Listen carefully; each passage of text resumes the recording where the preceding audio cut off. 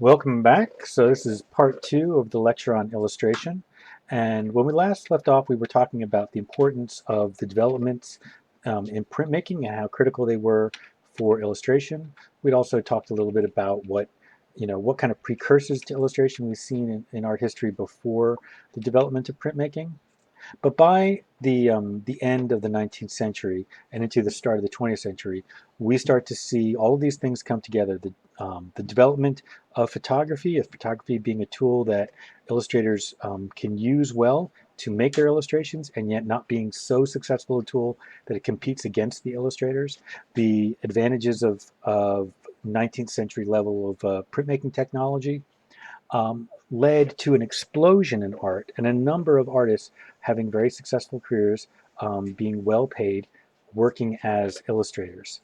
And many of these are American illustrators, so we're going to primarily look at illustrators from what we call the golden age of illustration.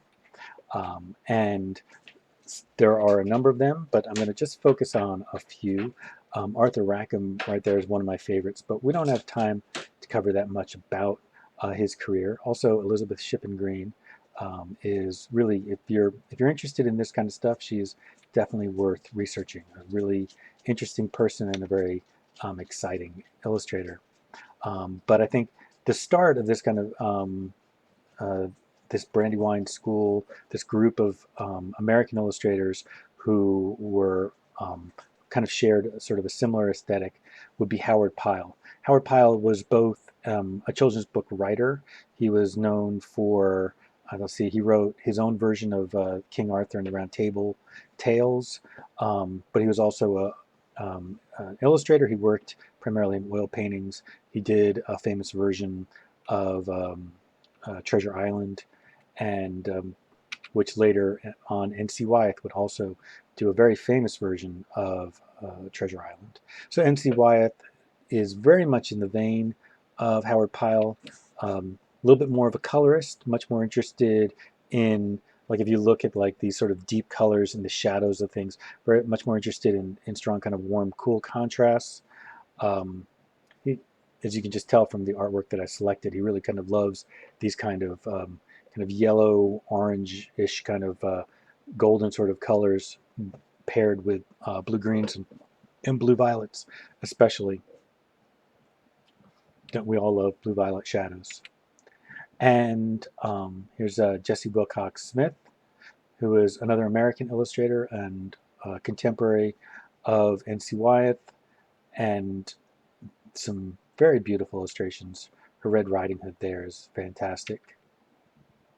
Aubrey Beardsley was a British illustrator and kind of an outsider from this group, not kind of did his own sort of thing. He was much more known for his pen, ink and pen and brush and ink illustrations.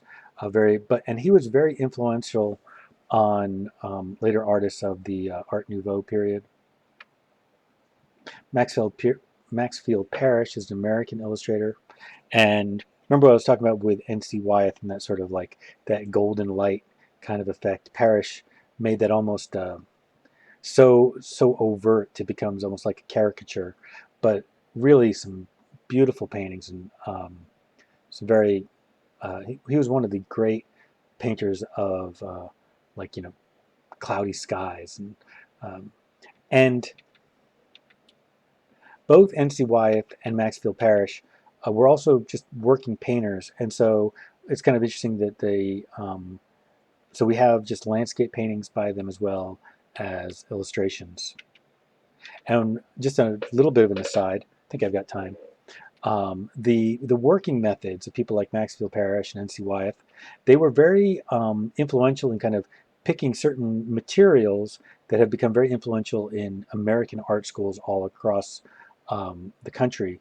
So N.C. Wyeth and Maxfield Parrish did a lot of paintings directly on a board called masonite, which happens to originally come from the Mason Lumber Company in Laurel, Mississippi.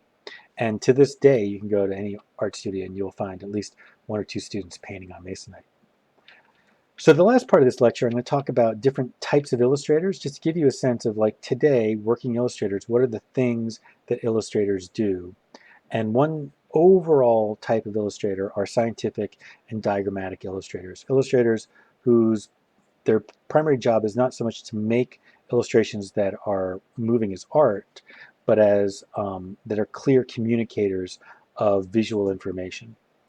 Most of these illustrators from the golden age of illustration are storybook illustrators. They're illustrating narratives, right?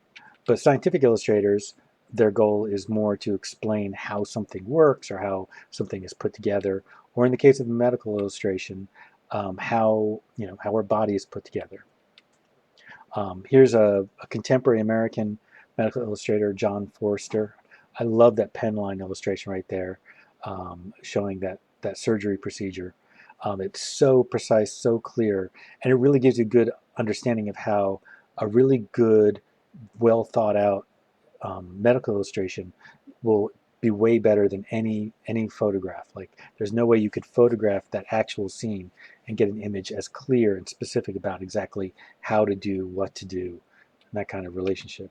But as you can see from the other image, he also works digitally, as do both of these two American illustrators.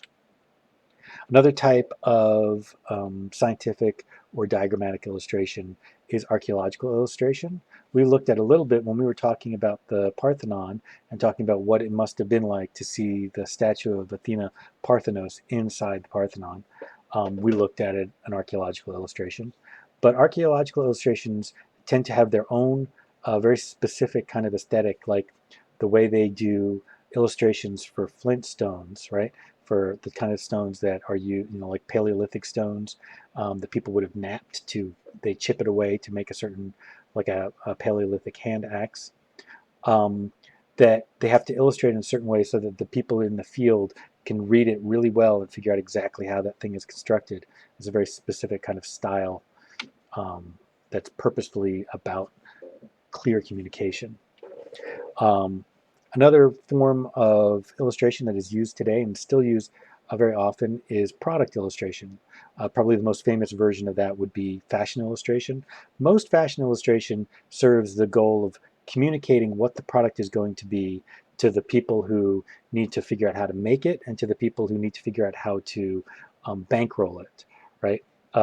Most of the fashion illustration that we see in the world is used in advertising, but that's actually a small amount. Most fashion illustration is not really for advertising. It's for communication between the various people who work in the field. We also have an example of like a toy product illustration. And we could talk more about that, but I do want to also just cover very, very quickly some examples from the Silver Age of sequential art, of comic book art, because I think it's in this Silver Age, like a lot of the people who were, that culture of people who were making a living in the golden age of illustration that became very populated, and then there were not a lot of jobs in so many of those painterly jobs in the 40s as there were in the teens and the 20s. But there were a lot of jobs in these pulp magazines doing these much more cheaper type illustration. And it's in this Silver Age of sequential art that we see a continuity from the culture of the golden age of illustration into the world of American comic books today and into American storyboarding and that being part of movie making today. There are a number of artists here I want to mention, but I don't have to go through them all by name. But I am a huge fan of Al Williamson and Wally Wood. One of the things I really love, Wally Wood is still influential today for no other reason than for this little panel right here, which has been reproduced by just about every comic book studio that they use as a little template of very creative ways of thinking about how to deal with boring shots, how to make boring writing into interesting visual compositions. All right, well, that's where we're going to end. All right, and next we will be talking about color, I think. Yeah, I think that's the next part.